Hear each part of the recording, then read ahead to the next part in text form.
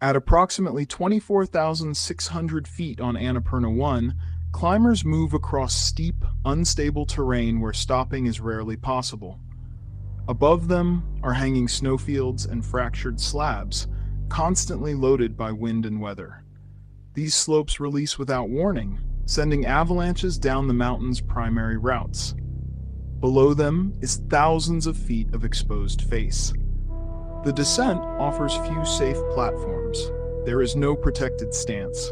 There is no reliable place to wait. Annapurna is the most dangerous 8,000-meter peak on Earth. Historically, for roughly every 3 climbers who attempt it, one does not return. At this altitude, bodies fail quickly. Illness advances without warning. Strength disappears. Coordination collapses. On this mountain, survival is not decided by speed or ambition. It is decided by whether the terrain allows you to live at all.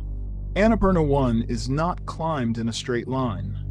The standard routes move laterally across the mountain, cutting across steep, open slopes rather than following ridges that offer protection. These traverses are long, exposed, and unavoidable. Once committed, a climber cannot simply turn downhill and escape. The terrain is relentlessly steep. Snow conditions change constantly.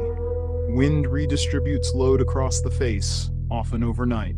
Camps are positioned wherever the mountain briefly allows it. Not where it is safe, but where it is possible. There are few sheltered locations. Tents sit on slanted platforms carved into snow and ice, exposed to weather and avalanche paths above. Moving between camps requires crossing open slopes with no fixed protection and very limited places to stop. A stumble here does not mean a fall of a few meters. It means sliding until the terrain decides otherwise. Weather compounds everything. Storms move in quickly. Visibility collapses. Wind strips heat and strength from already exhausted bodies. Descent is where Annapurna becomes most dangerous. After days or weeks at altitude, climbers are depleted, legs weaken, reaction time slows, balance deteriorates. The same slopes crossed on the way up must be crossed again, but now with less strength, less clarity, and far less margin. There is no easy retreat. There is no rapid exit. There is no place to wait for conditions to improve without continuing to lose strength. On this mountain, progress is required simply to survive. And when a climber becomes sick here, when weakness turns into immobility, the environment does not pause. It continues to demand movement.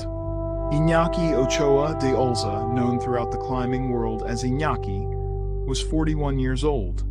By the spring of that year, he had already summited 12 of the world's 14 8,000-meter peaks. Only 2 remained, Kangchenjunga and Annapurna 1. Iñaki came to the mountain with a clear plan, to climb the long, rarely attempted East Ridge. The route was committing, exposed, and unforgiving, but well within the scope of his experience. He was not climbing alone. His partner on the mountain was the Romanian climber Horia Colibasanu, himself an accomplished high-altitude alpinist. Together they moved steadily upward as part of a broader international presence on the mountain, with other elite climbers operating on nearby routes and camps.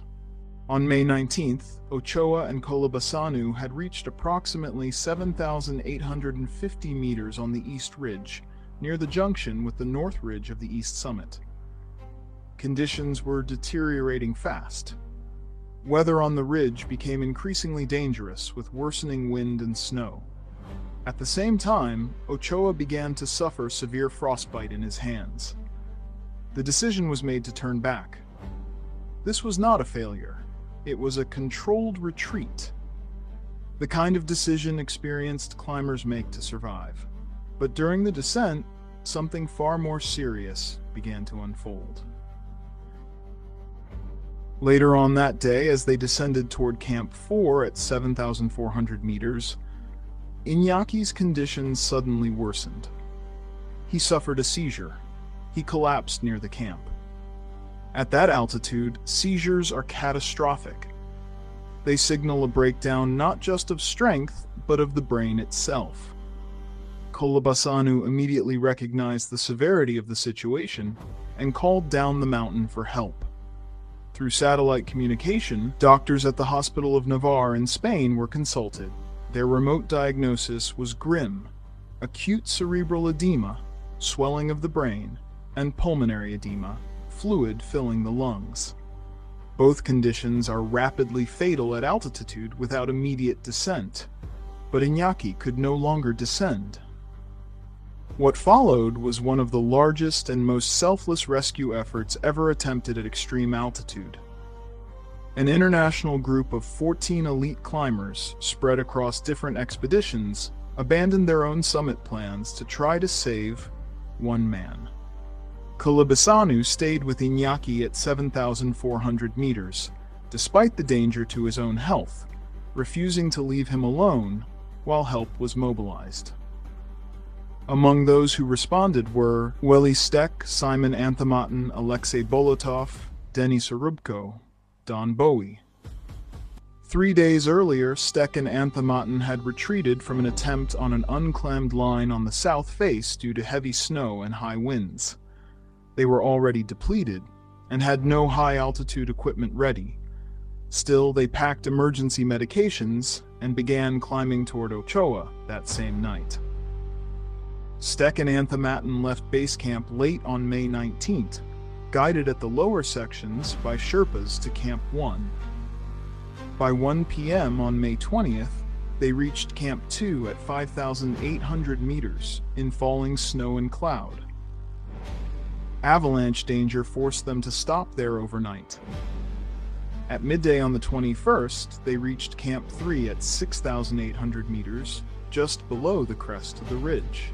They still could not reach Camp 4. Neither climber had proper high-altitude boots. At that point, Alexei Bolotov, who had already summited Annapurna and descended to Camp 3, made a critical decision. He gave his boots to Stek, trading them for Stek's lighter pair.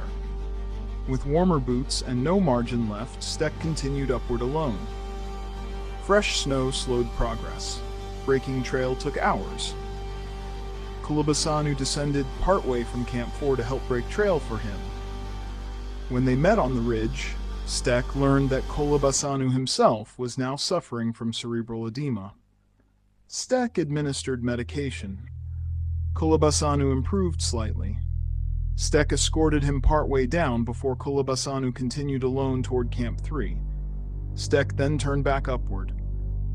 At 4 p.m. on May 22nd, after an 18-hour climb, Weli Stek reached Camp 4 at 7,400 meters. He found Iñaki Ochoa de Olza critically ill. Iñaki recognized Stek. He tried to speak. His words were slurred and unclear. His consciousness came and went. He could not move. Stek spent the night beside him, administering injections, giving sips of water, doing everything possible with the limited tools available at that altitude. On the morning of May 23rd, Iñaki appeared briefly improved. He ate part of an energy bar. He drank more water. Then his condition deteriorated again. When he stopped breathing, Stek began CPR and artificial respiration. It worked briefly. But at 6:45 a.m. GMT, after 5 days incapacitated at extreme altitude, Iñaki Ochoa de Olza died. Further rescue efforts were still underway when he died. Denis Arubko had abandoned his flight home and flown by helicopter to base camp to attempt an oxygen-assisted climb. Sergei Bogomolov and Don Bowie joined the effort. Bad weather stopped them at 7,200 meters. They arrived too late. At the request of Iñaki's family, his body was left on the mountain where he died.